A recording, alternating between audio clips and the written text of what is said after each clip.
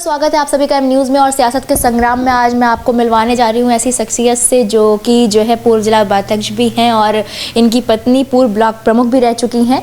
तो वो समाजवादी पार्टी से सरोजनी नगर विधानसभा से टिकट मांग रहे हैं, विधायक पद के लिए तैयारी कर रहे हैं, समाजवादी की नीतियों को जन जन तक पहुँचा रहे हैं। आपको मैं मिलवाने जा रही हूँ डॉक्टर अजय सिंह यादव जी से, वो हमारे साथ जुड़ चुके हैं। डॉक्टर अजय सिंह यादव जी, आपका बहुत बहुत स्वागत है एम न्यूज़ में। सादर नमस्कार, मेरा नाम डॉक्टर अजय सिंह यादव है। मैं समाजवादी पार्टी से सरोजनी विधानसभा समाज प्रत्याशी हूँ और मेरा एक ही काम है कि जो राष्ट्रीय अध्यक्ष जी अखिलेश यादव जी ने हमको कार्य दिया है कि उनके द्वारा जो पूर्व में कार्य किए गए हैं उनको मैं गांव-गांव जा कर के प्रत्येक नागरिक से उसको बताऊं, उसकी चर्चा करूं और यही काम हम बराबर कर रहे हैं। अच्छा, तो जो है शुरुआत में आपने पढ़ाई लिखाई कहाँ से की, उसके बाद जो है फिर राजनीति में कब शुरुआत की, किस तरह से की, कौन कौन से चुनाव लड़े, इसके बारे में पहले चर्चा करते हैं। मेरे पिताजी ITI अलीगंज से रिटायर वाइस प्रिंसिपल हैं। जहाँ जहाँ वो उनकी पोस्टिंग रही है हमने वहाँ जा कर के पढ़ाई की है। अच्छा। इसलिए हमारे कई विद्यालय रहे हैं।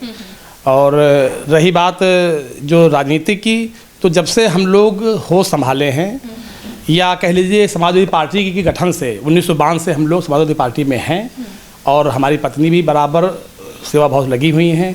हम लोग जो समाज का जो प्रत्येक वर्ग है उस वर्ग में जा कर के उनके साथ लग करके हम उनके विकास में, उनके उत्थान में काम कर रहे हैं। और जो भी सरकार की नीतियां हैं उनका भी, अच्छी नीतियां हैं तो उनको भी बता रहे हैं, खराब नीतियां हैं उनको बता रहे हैं।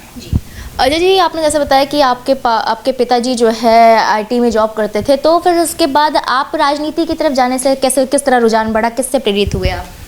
मेरे पिताजी कह रहे थे कि आप सर्विस करो, लेकिन हमारा सर्विस करने में मन नहीं लगा और हमने ITI से कंसोल ऑपरेटर कम प्रोग्रामर असिस्टेंट से डिप्लोमा भी किया है और UP स्टेट मेडिकल फैकल्टीज से फिजियोथेरेपी डिप्लोमा भी किया है। इसलिए मैं डॉक्टर भी लिखता हूँ।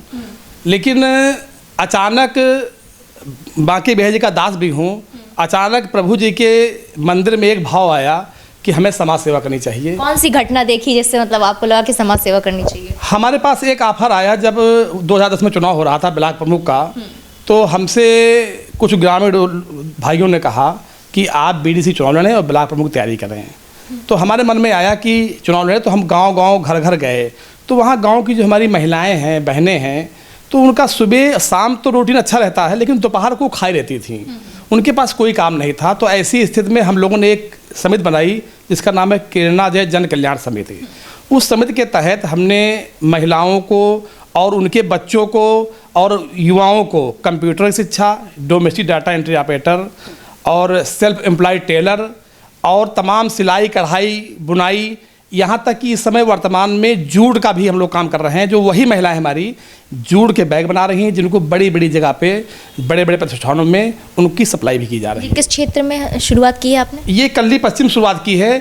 आज हमारी यहाँ समिति की पढ़ाई हुई बेटियाँ, हमारी बहनें, उनके विवाह भी हो गए हैं। तो जिन जिन स्थानों में गए हैं वहाँ पे जा करके उस समिति का नाम रोशन कर रही हैं और वो जो है आगे लोगों को भी जागरूक कर रही हैं कि हमारे सर ने, हमारी मैम ने ये हमको बताया था और हमने उनको यही भी शिक्षा दी थी कि जो ज्ञान आपको निःशुल्क यहाँ दिया जा रहा है इसको आप बांटें, क्योंकि हमारा शास्त्र भी कहता है कि ज्ञान बांटने से ही बढ़ता है, उसको आप इस सब जो दबाइएगा नहीं।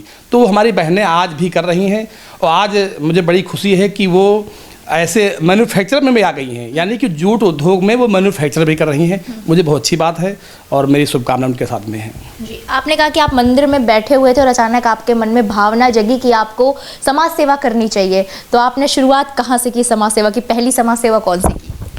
सन 2002 में हमने राधा कृष्ण जी का मंदिर की स्थापना की थी अपनी पैतृक संपत्ति पर। और हम सुबह 3:45 बजे तब से नित्य प्रतिदिन वहाँ उठ करके मैं प्रभु जी की सेवा करता हूँ। झाड़ू लगाना, पोछा लगाना मैं अपने हाथ से करता हूँ। और उसी बीच में जब मैं वहाँ से मंदिर से निकला तो मैं सुबह प्रसाद देता हूँ, शाम प्रसाद देता हूँ। तो कुछ हमारे जानने वाले लोग या हमारे कह लीजिए सहयोगी लोग आए, उन्होंने कहा कि BDC चुनाव होने जा रहा है। तो हम पता नहीं क्या प्रभु की इच्छा हुई, हमने कहा ठीक हम चुनाव लड़ेंगे। और वहीं से हम समाज सेवा, जैसा मैंने आपसे अभी बताया है कि मैं जब ग्रामीण स्तर में वोट मांगने गया तो ये महिलाओं की जो समस्याएं देखी, पुरुष तो कहीं कहीं व्यस्त थे लेकिन महिलाओं में समस्या थी। और हमारे साथ में कहा गया कि दूसरे की बुराई करना, निंदा करना ये गलत चीज़ है। तो वो महिलाएं एक दूसरे की निंदा करती थी। तो मेरे मन में भाव आया कि इनको अगर हम कहीं जोड़ देंगे, इनको बिजी कर देंगे, तो ये जो इनका कल्याण भी होगा, इनका उत्थान भी होगा, और जो निंदा स्तुति वाली समस्याएं वो भी समाप्त हो जाएंगी। और यही विचार करके हमने उनसे वोट मांगी और हमको उन्होंने आशीर्वाद दिया। हम पहली बार चुनाव लड़े और अपने प्रतिद्वंदी से 336 वोटों से विजयी हुए थे, और तब से हम बराबर समाज सेवा कर रहे हैं। और हमारा एक ही मिशन है कि हम ओनली फॉर सेवक हैं। अभी एक सज्जन ने हमसे कहा कि अरे विधायक जी नमस्कार, तो हमने कहा विधायक जी न कहो, हमको सेवक कहो। मैं ओनली फॉर सेवक हूँ, बाकी अगर मुझे सेवक अवसर मिलेगा तो हम सेवा ही करेंगे, मुझे कोई भौकाल नहीं बनाना है। जी मैम। और सही कहा आपने कि खाली दिमाग शैतान का घर होता है। अगर खाली बैठे रहते हैं घर पे, चाहे वो औरत हो चाहे वो आदमी हो, तो कुछ ना कुछ उनके दिमाग में मतलब इसी टाइप के विचार आते रहते हैं। आपने बहुत अच्छा कार्य किया कि मतलब उन्हें व्यस्त किया किसी माध्यम द्वारा, जिससे उन्हें मतलब एक रोजगार भी मिला और काम भी हुआ। ये था कि सरोजनी नगर विधानसभा में जो है आप जन जन तक जा रहे हैं, उन तक मतलब संपर्क कर रहे हैं, तो आपको यहाँ पर जो है क्या क्या समस्याएं नज़र आ रही हैं, क्या क्या विकास रुका हुआ नज़र आ रहा है, सबसे छोटी ज़मीनी स्तर पे क्या कमी नज़र आ रही है? कल मैं केसरी खेड़ा रेलवे क्रॉसिंग से नादरगंज तक आया।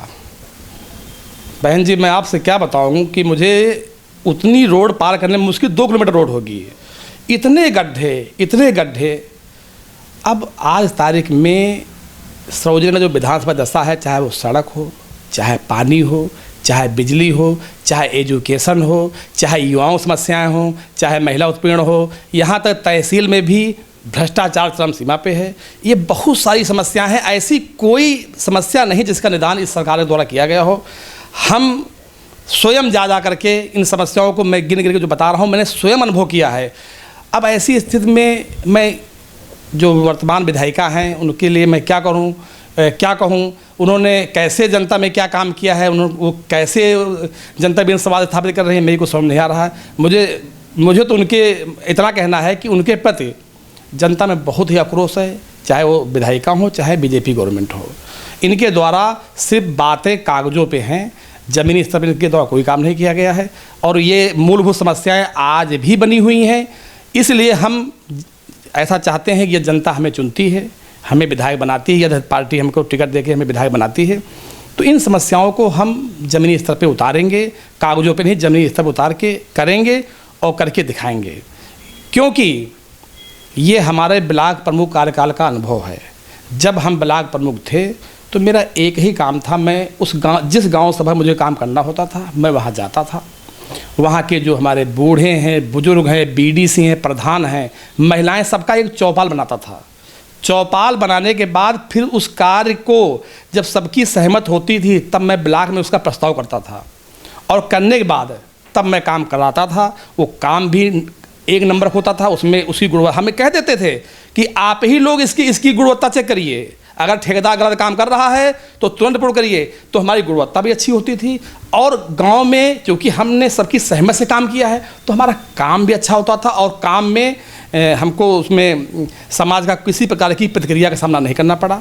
तो यही हमारा पुराना अनुभव है मैम जी, और मैं पुराने अनुभव के तहत मैं अगर मुझे ऐसा अवसर मिलता तो मैं वही अनुभव लागू करके काम करूँगा। जी, आपने जैसे तय कि आपने महिलाओं के लिए जो है जूट की व्यवस्था, मतलब जूट का कार्य उनको सिखाया और उनको शिक्षित किया, तो अगर पार्टी और जनता दोनों आपको मौका देती है तो अक्सर आप देखते हैं कि रोजगार का अभाव, आपने भी बताया कि वहाँ पर सरोजनी नगर विधानसभा में रोजगार का अभाव बहुत है, तो वहाँ पर आप ऐसा क्या करना चाहते हैं जिससे मतलब क्या जूट से रिलेटेड या फिर कुछ ऐसा सोच रखा है आपने कि जिससे महिलाओं को भी, और कुछ जो ऐसे लोग हैं परिवार के सदस्य लोग जो मतलब पुरुष भी हैं जो बाहर नहीं जा सकते किन्हीं कारणों से, तो उनके लिए एक मतलब रोजगार का साधन बन जाए? ये जो जूट का कार्य है जी, ये ऐसा कार्य है कि इससे क्या है कि जो बेरोजगार हैं उनको रोजगार मिलेगा। यदि मेरी महिलाएं इस कार्य को मैन्युफैक्चरिंग करती हैं, निर्माण करती हैं, तो स्वाभाविक है जो उनके पति हैं या भाई हैं, बंधु हैं, उस सामग्री का कहीं न कहीं तो सप्लाई होगी। तो मैं ऐसा करूँगा कि बहनों आप निर्माण करिए, आप मैन्युफैक्चरिंग करिए, और आपके जो परिवार के लोग हैं ये जा कर के मार्केटिंग करें। और इस प्रकार से जब हम ये कार्य करेंगे तो जो हमारी प्लास्टिक की पन्नियाँ हैं, हमारी गौशालाएँ, हमारी गायें पन्नियों खा खा के बीमार हो रही हैं, या जो प्रदूषण बढ़ रहा है, आज प्रदूषण का स्तर बहुत बढ़ा हुआ है, तो जूट के उद्योग से कई लाभ होंगे। महिलाओं को रोजगार मिलेगा, उनके परिवारिक जनों को रोजगार मिलेगा, और जब अभी हम कुछ नहीं हैं तो हम कल्ली पश्चिम में कर रहे हैं या कल्ली मातिम कर रहे हैं। जब हम किसी पद पे हो जाएंगे तो हम इसको पूरी विधानसभा में लागू करेंगे और हर विधानसभा हर गांव में हम जागरूक करेंगे कि आप लोग मैन्युफैक्चरिंग करें और अपना भी समय जो है मैन्युफैक्चरिंग करें, और जो हमारे आपके पति हैं, जो भी आपके बंधु, वो भी जाके मार्केटिंग करके लाभ कमाएं। ऐसा मैं करूँगा। अच्छा, अभी जो है आपने बताया कि जो है गांव में शिक्षा को लेकर भी काफ़ी अभाव है। जो सरोजिनी नगर विधानसभा में आप देख रहे हैं जाकर वहां पर शिक्षा के मतलब अभाव है लोगों के बीच में, तो उनको कैसे शिक्षित करेंगे? शिक्षा के लिए जो जागरूक नहीं है उसके लिए उनको जागरूक कैसे करेंगे और उसकी व्यवस्था क्या करने वाले हैं आप? जो शिक्षा का अभाव है उसका मूल कारण है जो हमारे विधायक हैं, ब्लॉक प्रमुख हैं, प्रधान हैं, इन जो जनप्रतिनिधि हैं, इन लोगों को जो खंड विकास अधिकारी हैं या विद्यालय के शिक्षक हैं, इनसे खुद जाके अहंकार को छोड़ करके, हमारे अंदर अहंकार होगा, मैं क्यों जाऊं, मुझे अपना अहंकार छोड़ना होगा और हमें उन शिक्षकों से मिल करके और गांव-गांव जा करके अभिभावकों को जगाना होगा कि आप अपने बच्चों को पढ़ाएं। यदि आप अपने बच्चों को शिक्षित करते हैं तो बहुत सारी ऐसी योजनाएं हैं जो अशिक्षा के कारण आपको नहीं मिल पाती हैं। जब आपका बच्चा शिक्षित होगा तो बहुत सारी ऐसी योजनाएं हैं जो हम लोग क्षेत्र में लाते हैं, उसका लाभ आपको मिलेगा। इसके लिए यदि मैं विधायक बनता हूँ तो मैं शिक्षकों के साथ गांव-गांव घर जा कर के बगैर अहंकार के जा कर के मैं अभिभावकों को जागरूक करूँगा। जब जनप्रतिनिधि लगेगा, क्योंकि जनप्रतिनिधि में हमारे हिंदुस्तान में जो जनप्रतिनिधि होता है उस पर जनता ज़्यादा विश्वास करती है। तो जब हम लोग लगेंगे, हम जागरूक करेंगे तो स्वाभाविक है जो बच्चे नहीं पढ़ने आ रहे हैं वही पढ़ने आएंगे। तो हमारा गाँव जब शिक्षित होगा तो मोहल्ला शिक्षित होगा, तो ब्लॉक शिक्षित होगा, तो जिला शिक्षित होगा, हमारा देश भी शिक्षित होगा। इसके लिए हमें प्रयास करना होगा, हम प्रयास करेंगे। जी, आपने बताया कि आपने महिलाओं के लिए बहुत कुछ किया है, तो जो है समाज सेवा आप शुरू से कर रहे हैं, तो जो है इस पे महिलाओं के अलावा आपने बुजुर्गों के लिए और जो है और लोगों के लिए और क्या क्या कार्य किए हैं, क्या क्या समाज सेवा की है आपने? हमने जो अब तक काम किए हैं, वैसे मेरी फेसबुक है अजय दास बांके बिहारी। अगर सर्दी हो रही है तो हम कभी ये नहीं सोचते हैं कि कंबल कहाँ से आएंगे। जितना संभव होता है हमारी समिति के जो सदस्य लोग हैं सभी मिलकर के चंदा लगा करके अपने पास से कंबल बांटते हैं। उसमें ज़्यादातर बुजुर्ग ही होते हैं और बुजुर्ग महिलाएं होती हैं। समय समय पर हम लोग एक अच्छी क्वालिटी की साड़ियों को वितरण करते हैं। वो कब करते हैं? जब कोई चुनाव आचार संहिता नहीं होती है, ना कोई वोट मांगने की समस्या होती है, उस समय करते हैं जब कोई चुनाव नहीं होता है। हम महिलाओं को साड़ी वितरण भी करते हैं, हम कंबल वितरण भी करते हैं और समय समय पर हम ऐसी चौपाई लगाते हैं जिससे जो है कि कंप्यूटर का ज्ञान है, आज भी हमारा चल रहा है। युवाओं को हम कंप्यूटर ज्ञान निःशुल्क दे रहे हैं। हमारा यहीं बगल में ही कंप्यूटर सेंटर 20-25 कंप्यूटर में लगे हुए हैं, वहाँ निःशुल्क जो है हम शिक्षा दे रहे हैं। तो बुजुर्गों का, महिलाओं का, युवाओं का, सबका सम्मान हम कर रहे हैं जितना हमसे और हमारी समझ हो पाता है, क्योंकि हम लोग की एक सीमित आय है, उस आय से हम लोग करते हैं। जब हम प्रमुख थे तब हमारे प्रभारी मंत्री सूर्य प्रताप यादव थे, यहाँ लखनऊ प्रभारी मंत्री थे। हम उनके यहाँ जा कर के अपनी चिट्ठी लगा करके अपने गांव में विकास काम करवाते थे। कहने तात्पर्य यह है कि यदि जनप्रतिनिधि अपना अहंकार छोड़ दे, हम प्रमुख थे, हमारे कुछ अधिकार सीमित थे, लेकिन हमारे पास एक अधिकार था कि मेरे पास एक लेटर पैड था। उस लेटर पैड से हम मंत्री से, बड़े लोगों से मिलकर के उन बहुत सारी योजनाएं ले आए और ला करके जनता को दिया। तो वो काम हम लोगों ने किया है और वर्तमान में हम लोग अपनी समिति एक सीमित है उससे काम कर रहे हैं। जी, सबसे ज़्यादा समाज सेवा की ज़रूरत जनता को कोविड के समय थी, जब लोगों को जो है खाने के लिए नहीं कुछ मिल पा रहा था और मतलब बहुत सारी असुविधा हो रही थी उस समय। तो कोरोना के दौरान आपने क्या कुछ समाज सेवा की है लोगों की? ये राकेश किराना स्टोर यहीं कल्ली पश्चिम में है, अगर समय मिले आप जाइएगा। हमने उस समय लगभग 2.5 से 3 लाख का राशन राकेश किराना स्टोर से उठाया था और विभिन्न जगहों पर हमारे कार्यकर्ताओं ने बांटा और बहुत बच के बांटा, क्योंकि हम लोग जब सेवा भाव से काम कर रहे थे तो पुलिस डंडे चला रही थी हम लोगों पर, क्योंकि हम लोग समाजवादी हैं। क्योंकि समाजवादी हैं तो स्वाभाविक अपनी टोपी लगा लेते हैं। जब नहीं रहा गया तो फिर हम लोगों ने फिर राकेश किराना स्टोर से हम लोग चिट्ठी लिख दिया कि आप जाओ, ये सामान फला मोहल्ले में ये सामान पहुंचा दो, ये सामान पहुंचा दो। हम लोग फुटकर होकर के एक समूह बना के काम ना करके, जैसे 5-6 लोगों का समूह था, लेकिन फुटकर होकर के हमने फिर भी 2.5 से लेकर 3 लाख तक उसमें बिल मेरे पास आया था, हमने उनका भुगतान किया था।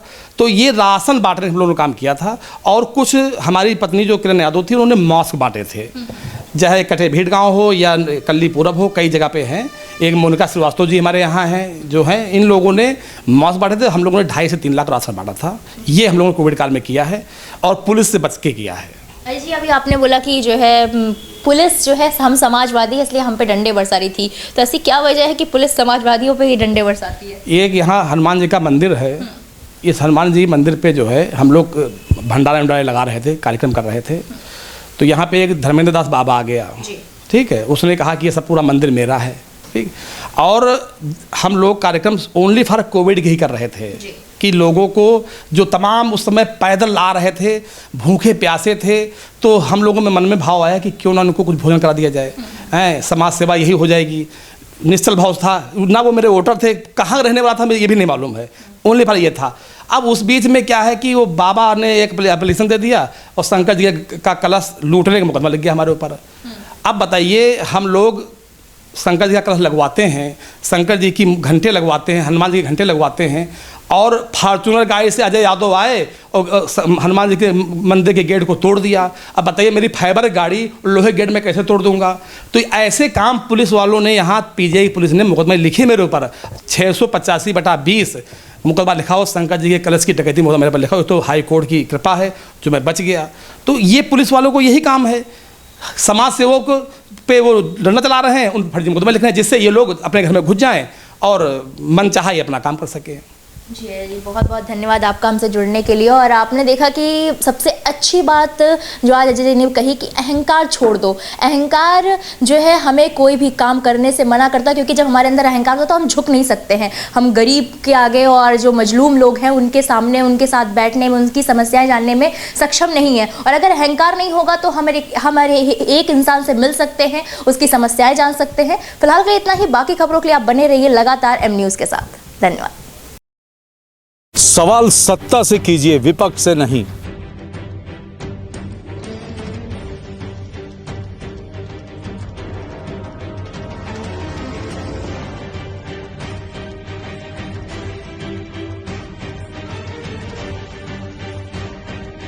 विपक्ष से सवाल करने वाले तो बहुत हैं, लेकिन सत्ता से सवाल करते हैं सिर्फ हम।